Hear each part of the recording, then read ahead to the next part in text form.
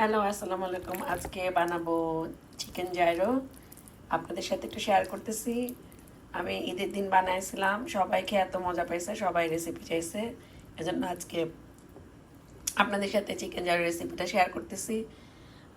আশা করি আপনাদের ভালো লাগবে। চিকেন জাইরো বানানোর জন্য প্রথমে অনেকগুলা মশলা লাগবে।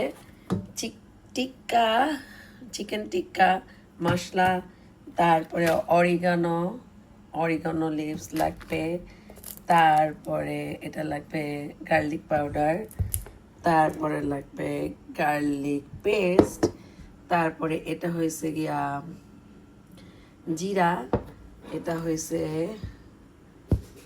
জিরা, এটা হয়েছে যে ধনিয়া গুঁড়া, এটা হয়েছে ইয়োগার্ট, অ্যান্ড আরও লাগবে এই যে পাপরিকা, তারপরে লাগবে এই যে তেল। তো চলেন দেখি কেমনে আমরা বানাই। আরও লাগবে লেবু, এই যে লেবু কেটে নিছি, এই যে লেবু চিপে দিয়ে দিতেছি। এখানে আন্দাজ করে দিবেন, মানে মোটামুটি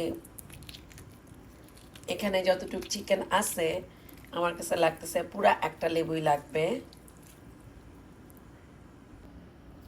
তারপরে দিয়ে দিব ফুড কালার, পাপরিকা দিলেও চলবে কিন্তু আমি দিব ফুড কালার। তারপরে 3 টেবিল স্পুন দিয়ে দিব ইয়োগার্ট, তারপরে সবগুলি ওয়ান টেবিল স্পুন করে দিব। এটা দিয়ে দিলাম ধনিয়া, তারপরে দিয়ে দিলাম এই যে জিরা, তারপরে দিয়ে দিলাম এই যে অরিগানো দিয়ে দিলাম ওয়ান টেবিল স্পুন করে। তারপরে দিয়ে দিব টিক্কা মশলা,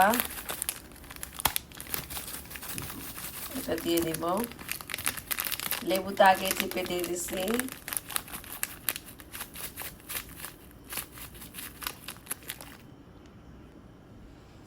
কালার সুন্দর হওয়ার জন্য আমি একটু কাশ্মীরি লাল মরিচ দিয়ে দিলাম। এবার দিয়ে দিব তেল আন্দাজ করে 3 টেবিল চামচ। একটু তেল বেশি না দিলে ভালো লাগে না। দিয়ে দিলাম তেল, এখন ভালো মতন মিক্স করে নিব। এই যে এখন এই যে ভালো মতন একদম চিকেনের মধ্যে সব কিছু দেওয়া হয়ে গেছে। এখন এগুলাকে ভালো মতন মিক্স করে নিব। তারপরে লাস্টে লবণটা দেখবা আবার মিক্স করার পরে। এই যে মাখানোর পরে কিন্তু ফাইনাল লুকটা এরকম হবে। আমি খুব ভালো মতন একদম তেল দিয়ে সব কিছুতে একদম মেখে ফেলছি। মাখানোটা কিন্তু একটু মনোযোগ দিয়ে ভালো মতন করতে হবে। মাখানোর পর ফাইনাল লুকটা এরকম হবে। এদিক দিয়ে আমি একটা প্যানের মধ্যে তেল গরম করে নিচ্ছি। এখন এগুলা ছেড়ে দিতে হবে, এখানে ভাজা করে উঠিয়ে ফেলতে হবে। এই যে দিয়ে দিচ্ছি চিকেনটা, ভালো মতন একটু নাড়ানাড়ি করতে হবে, নাড়তে ভাজা করতে হবে। এই যে জায়রোটা হইতেছে, এখন আমি জায়রোর সাথে ইয়েলো রাইস ওটা বানায় ফেলবো। চলেন ওইটা আপনাদেরকে দেখাই দিতেছি কেমনে বানাবো। প্রথমে একটু অয়েল দিলাম, তারপর একটু বাটার দিয়ে দিব। বাটার দিয়ে দিলাম, বাটার দিয়ে দিব একটু দারচিনি আর এলাচি, তারপরে দিয়ে দিব একটু রসুন পেস্ট, তারপরে দিয়ে দিব একটু হলুদ,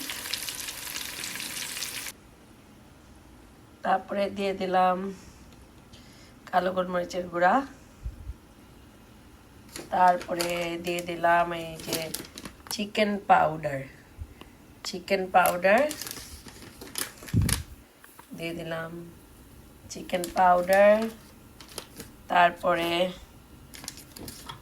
তারপরে দিয়ে দিব এই যে গার্লিক গার্লিক পাউডার, এই যে গার্লিক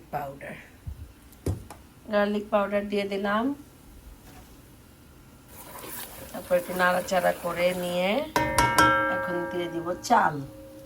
আপনারা বাসমতি রাইস দিয়েও করতে পারেন, আবার পোলার চাল দিয়েও করতে পারেন। আমার বাসায় বাসমতি রাইস নাই, আমি পোলার চাল দিয়ে করছি। এই যে এখন দিয়ে দিব চাল।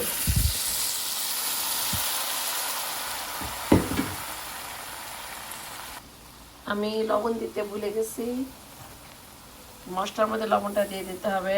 যাই হোক, আমি এখন লবণ দিয়ে দিলাম।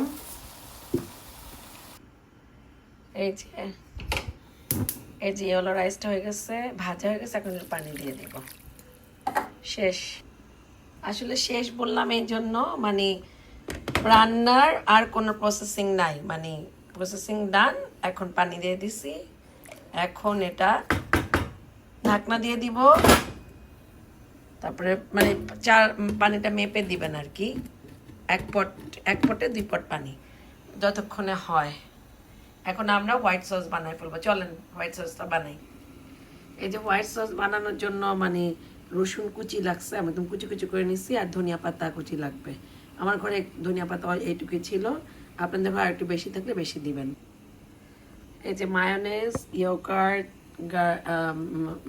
লেবুর রস লাগবে, তারপরে ব্ল্যাক পেপার লাগবে, তারপরে গার্লিক পাউডার লাগবে।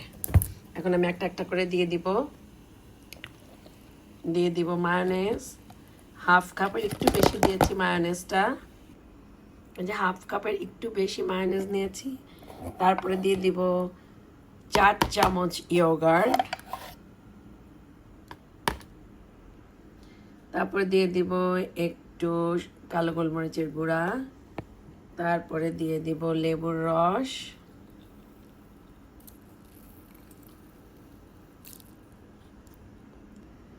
তারপরে দিয়ে দিব এই যে কুচানো গার্লিকগুলা, মানে ধনিয়া পাতা শুদ্ধা দিয়ে দিব ওই যে। তারপরে দিয়ে দিব একটু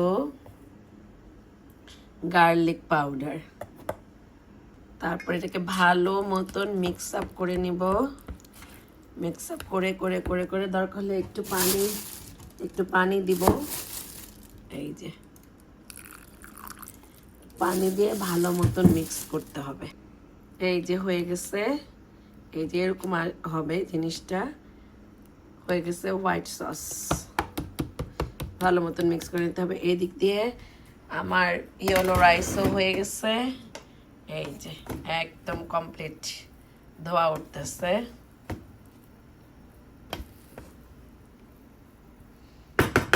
এখন ইনশাল্লাহ খাবো। চলেন আসেন খাই। এই যে জায়রো রান্না করলাম, এই যে এখন খাবো ইনশাল্লাহ।